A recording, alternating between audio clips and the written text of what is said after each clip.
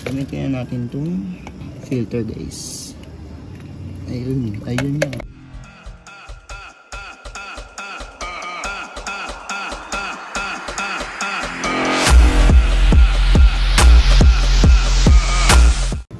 At ayun na naman nga guys, may bago tayong vlog for today's video. Guys, mag-ano pala tayo? Mag-change oil tayo. Change oil natin si Mateo. Ayan. Ayan. Shoutout kay Moto Wolf para sa cover ng motor natin na si Mateo. Ayan. So guys, prepare lang tayo para sa pag-change oil guys. Tanggalin muna natin si cover Moto Wolf. Ayan. Okay, let's go guys. Mag-change oil tayo ngayon. Gawa nung may lakad tayo from Makati to Pampanga. And normally pag-change oil natin is 1,500 kilometers. So ngayon 1,400 na. Kailangan natin bumiyahe from Makati to Pampanga. Kailangan natin mag-change oil na. Kasi abutin tayo ng 1.8 plus niyan balikan. Uwi pa ako ng Cavite. So ayun guys, samahan nyo ako mag-change oil. So sa pag-change oil guys, syempre hindi mawawala to si Motul. And 5W14 lagi natin ginagamit. And since the other change oil tayo nagpapalit ng gear oil, isusunod na natin to guys. Sasabay na natin tong Motul scooter gear oil 80W90 naman guys. Yan. Ito yung lagi yung kapartner na. Subukan na to guys kasi solid yung performance na binibigay sa akin. And sa pagpapalit, sa pag-change oil, hindi mawawala to. Ayan. Itong feature natin, tsaka funnel. Ayan. Ito guys, ang tagal ko itong ginagamit. May butas lang to kaya meron na siyang ano. May electrical tape akong ilagay. Tsaka to. Matagal na to guys. Ayan. So syempre, magtatanggal tayo ng bolts. Hindi mawawala tong L-wrench natin from Flyman to guys. And then isang 17mm para dito guys. Ito kasi yung main na tinatanggal ko guys. Ayan. And yun pala guys, tanggalin din natin pala tong cup na to pag magde-drain na tayo ng oil natin.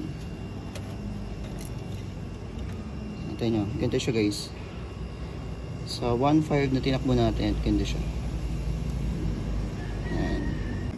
So guys, ito yung bubuksan natin, yung main bolts kasi ito yung may filter. So sa pagtatanggal guys, pakaliwa, pagano. Ayan. Laging bibigyan ako ng welo kasi baka mamaya malos din siya guys. Ayan. Ito yung loob na siya.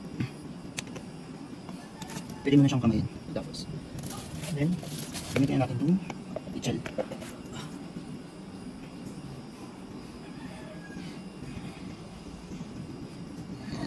Ito yung may filter guys. Ayun yung filter guys. Nahulog. Ayan. Ubusin na natin yan bago tayo mag-palit na oil. Hanggang saan nililisan natin ito. At nahulog yung filter. Ayan, ito. Nahiwan eh. Ayan.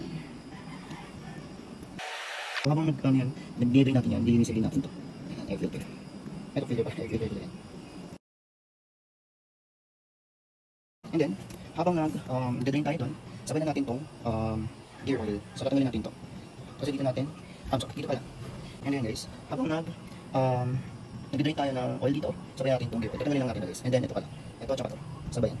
Kasi dito lalabas yung oil, and then dito natin ilalagay lang yan. So, and guys, gagamitin pa natin yung socket is 12mm. 12mm guys. Ayan, 12mm. So, let's G. natin again. Pag natanggalin, pag ganyan siya. Ganyan. Uwi lang ang konti. Sasabay na rin natin siya dito guys. Tsaka dito nga pala yung nakuha natin. Kay Mateo. From 900 ml, 800 ml lang siya. Pero for me, from normal pa rin na yun. Yung ganun. Yung pagbabawas na. Kasi since nung i-change ko si Mateo, ganun yung kain sa kanya or yung bawas sa kanya. Kaya hindi na ako nabahala dun. Ganyan guys. Ito naman yung sa gear oil. Actually guys, okay pa naman siya. Pero kasi yung piniprevent natin is ma-check natin every maintenance or every change oil natin yung gearbox na, yung sa gear oil natin. Yan yung purpose ko dun. Kaya every other change oil ako. Yan. Since wala akong sakit para dito, ito gamitin natin. It's helpful to it. Na-adjust to. So yun, ganyan natin.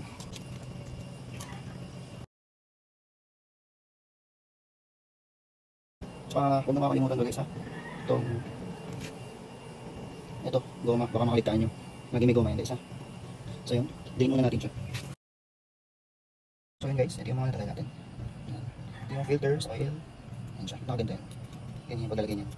Dininis na rin natin siya. Ano ito? Recommended 900 cm. So parang ano yung ml. ml yung dapat ml. Recommended is 900 ml. Yan ito. Para sa gear oil natin. Yan. Yan yung normal na tinatanggal natin everyday. Every time na may change oil tayo. Tsaka gear oil. So yun, ito natin ito guys. Tsaka ito. So yun guys, nalinis natin ito. Linisin din natin yung gilid niya. So guys, lagi nyo natandaan bago tayo maglagay ng oil, kailangan nakasarap mo ito kasi may instances na ako na naglagay na ako ng oil pero nakaluwas to. So yun, gastos na lang talaga. Isang pong 900 ml yung nakitapon ko. Ayan. So ito, ganito siya guys. Ayan. Then, konting push. Dito naman siya ginagamitan ng palm wrench guys. Kamay muna natin. Since kaya pa naman. Okay. And then sa pag-ipit nito guys, mild lang din ha. Hindi yung ganun kaipit talaga. Yung sobrang hindi ka na mahirapan ka na magtanggal ulit for the next change oil. Ayan. So, hindi natin kaya. Ayan. Mag-wrench na tayo dyan. Dami tayo ng 17 mm. Tamang-tama lang guys. Ayan. Yung tipong pag alam nyo na hindi na nagpitan, higil nyo na. Kasi may spring naman yan, hindi naman basta-basta matatanggal yan. Ayun yung purpose na. Yun, okay yan guys. Yan, ganun yung ipit niya. And then, ito nga. Lagay tayo may extra ganito, empty na motor oil. Para sa pag lalagay na ito. Na itong use oil natin. Yan, ito siya. Lagay natin siya guys. Kasi ito gagamitin natin pag-measure ng 900 ml. Kasi hindi isang buong 900 ml itong laman ito. So 1 liter ito. So may makikita pang 100 ml. Na normally, ginagamit natin o hinihipon natin for the next 9th na pagpapalit natin. Kasi every change oil natin, may natitirang 100 ml. So kung naka 9 na palit may matitirang 900 ml. O diba? Then linisin natin ito. Yan, linisin lang natin ito. Kasi ito gagamitin natin. And then guys, authenticity nito, kung paano mo nalaman kung authentic to, meron siyang barcode dito guys. Ayan. Pag in-scan nyo to, magdadirect siya sa website ni Motul, and then makikita nyo itong code na to. Ayan. Ayan yung authenticity niya. Ayan. So ilalagay ko mamaya guys, kasi ako nabili na ito. Ayan. So natin. Then, butas lang tayo ng pagkikita. Then, wait lang, linisin din natin para sure. 900 ml guys ha. Huwag mo kakalimutan niya, 900 ml. Motul, baka naman ha. Ayan. Ever since guys, Motul na ginagamit natin. Nag-start ako sa blue hanggang sa fully synthetic na yung ginamit natin. Kasi konti lang naman yung diferensya sa presyo. Yung 900 ml. 900 ml guys, 900 ml.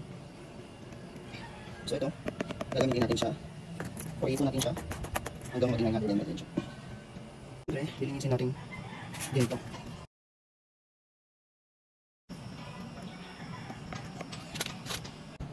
Okay, let's go. Lagyan natin.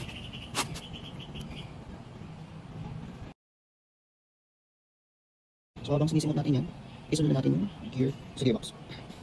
Balikan natin yan. Okay, and then sa gearbox, tingnan gamitin natin. Motul 80W90 naman. Lagyan mo natin ito guys. So sa pagtatanggal nito guys, ito.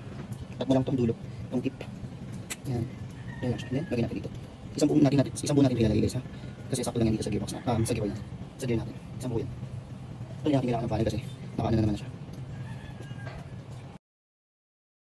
So para masimot natin, stop din natin siya ganyan ha. Balik tayo sa coil, sa engine oil. Yan guys, piling ko okay naman na to. Sabihan natin. And then, sabihan natin sila. Okay, then sabihan natin. Guys, sabihin ko kayo naman ito. Sabihan natin siya. And then guys, ako natin kakalimutan to. Kailangan lagi meron yun. So yun nga guys. So sabi ko nga sa'yo, meron tayong last procedure na ginagawa. Buksan lang natin ito. Sa last procedure natin gagawin, makita natin na 1,416 kilometers na yung tinakbo natin. So para malaman natin kung kailan tayo mag-change oil ulit, kailangan natin i-reset to 0. Ito. Kung paano natin gagawin yun, punta tayo dito. Ito yung tinatawag natin menu. Kung nandito na tayo guys sa oil, since ito yung chinek natin nung una tayong nag change oil, hold mo lang to and then magbiblink siya. Tanggalin mo, magbiblink yan. So once na nagblink yan, hold mo ulit and then back to 0 yan. Yun. So yun guys, ganun tayo mag change oil. Then guys, kung interested kayo sa ginamit natin sa pag-change oil tsaka sa gear oil natin, itong si Motul na fully synthetic para sa engine oil, then para sa gear oil na si Motul Gear 80W90, meron akong ilalagay dyan na link sa baba, sa gilid, sa left side, kung saan ko siya nabili ha. Bilhin nyo na guys, sobrang okay na okay niya. Ganda ng performance niya every time na ginagamit ko siya. Ito na talaga yung lagi kong ginagamit since nung nag-change oil ako. Fully synthetic. Yan. So yun guys, trusted yan si Motul ha. Salamat, bye bye.